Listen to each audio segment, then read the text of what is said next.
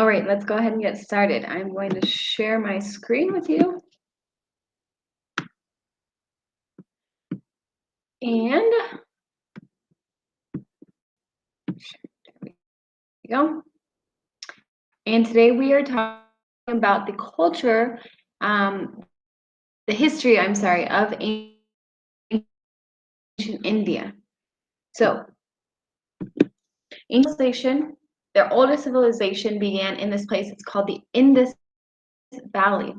And this time period was known as the Harappan period or the Indus Valley Civilization, which is very similar to Mesopotamia, where the civilization emerged in these river valleys. And if you look right here, then this is where it emerged around this area. And let's see, so Hinduism and Buddhism and Christianity and about Islam, and all of these religions kind of originated, except for Christianity, which originated over here in this area of the world. They all kind of originated right here in the same area of where modern day India is. And because of that, religion was very, very closely tied to the economy and to daily life of these people. For example, people who practice Islam, they don't eat meat. They don't eat cow meat. I'm sorry. They believe that cows are sacred. And Buddhists believe that pigs are dirty, and so they won't eat pigs. There's also a lot of shrines and temples that were built for worship.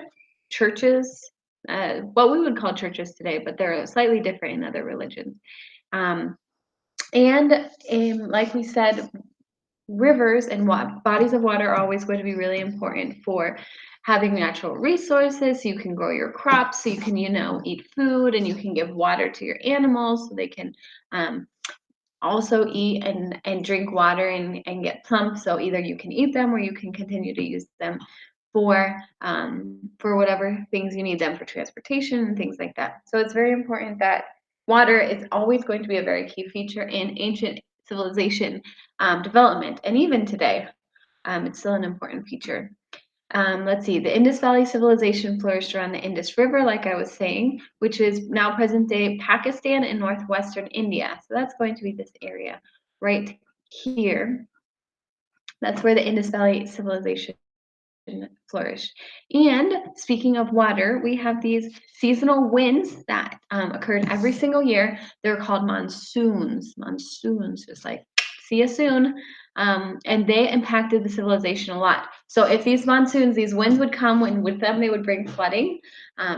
If these winds came too early, then their crops wouldn't grow correctly. If they came too late, if they were too heavy or there wasn't enough water, all of these would affect the farming. And so the people were really dependent on the weather and on each year and on God, essentially. So in the Aryan society, which is going to be established after in ancient India civilization, and we'll look at that timeline in just a second, we have this caste system, which you guys looked at last time. At the top, we have the Brahmin, which these are going to be the religious leaders, which we just said was pretty closely tied to the political leaders, especially in this ancient society. Basically, usually the political leaders were also the religious leaders. Then we have the Kshatriyans, there we go. Those were the military and the warriors. And this was the only caste that they allowed people to sometimes get into this class, because if you want to build a great civilization, you need people to fight for you. Then we have the Vaisians, who were the commoners. They were mostly merchants or farmers. They had a steady income, but they weren't rich. They didn't have a lot of money or a lot of prestige. Then we have the Sudras, which is the largest population. And if you guys look, there's a reason this is a triangle, because the Brahmins usually are going to be the fewest amount of people in society. And then as we go down each level, there get to be more and more people in society. So the Sudras are going to be the largest population of Indians. Most of them were peasants. They worked in manual labor. They had very limited rights in society, and like I said, it was very, very, very difficult to change from one caste to another. And then finally, we have the, what are they called? The untouchables, which they don't even get a place on the triangle. This is the lowest level of Indian society. They were giving the worst tasks that nobody else wanted to do. So, like, they were the people that were cleaning up the streets. And if there were dead bodies, they were the ones that had to move them around and bury them, which in some religions, that was, it's considered sacred. Well, not sacred. It's nobody wants to touch the dead bodies because it could actually be bad luck.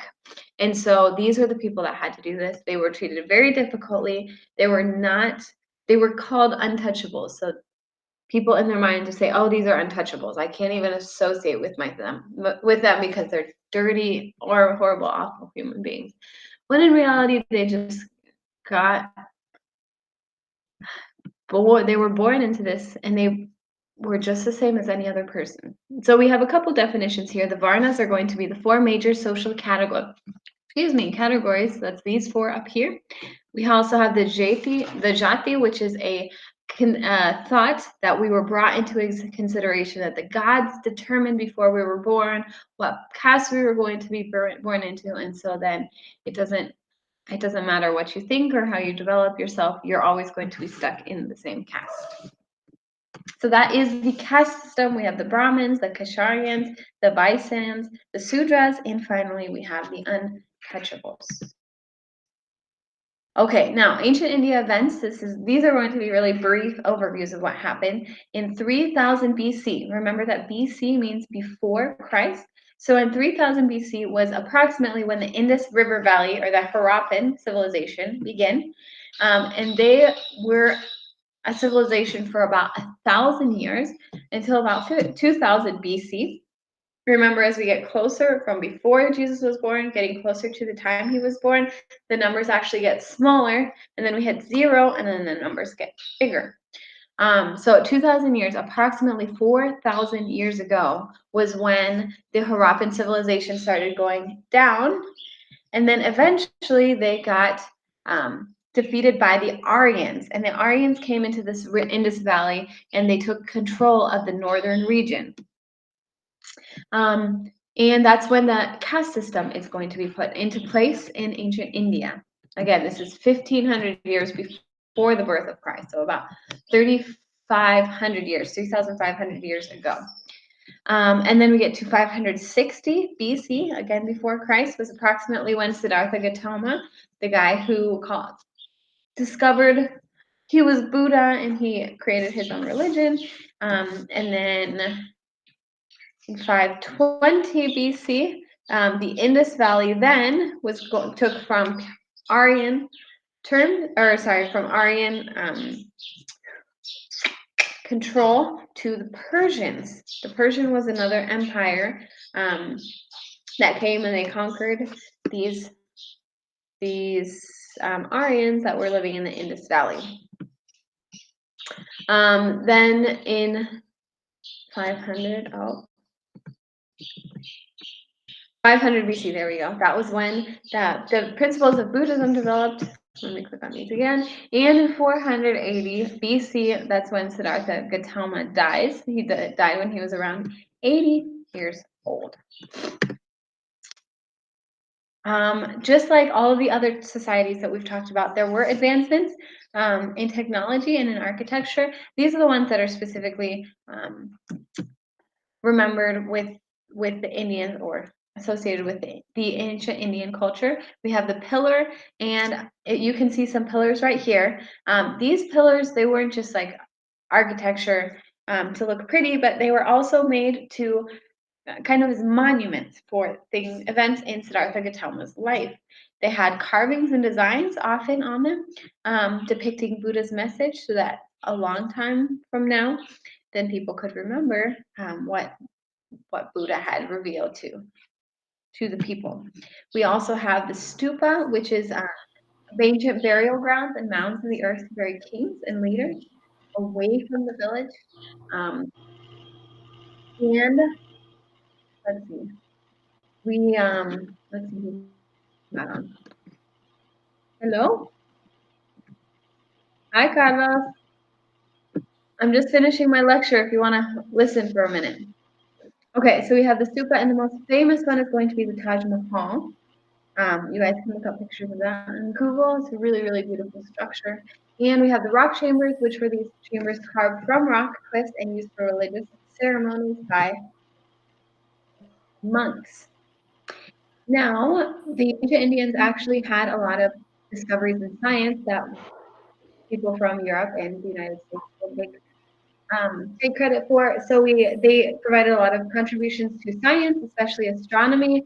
They discovered that the Earth was a sphere and it revolved around the sun, not the other way around. The sun revolved around the Earth, which was what a lot of people thought at that time. And they documented eclipses, which is when the sun either goes in front of or behind the moon, the Earth's circumference, and even theories about gravitational pull. And again, these are things that happened way before um, modern technology or the modern discoveries of these things. Okay, so that's where we're going to stop today. Um, if you guys have any questions about your brochures, please let me know, and I will see you guys soon.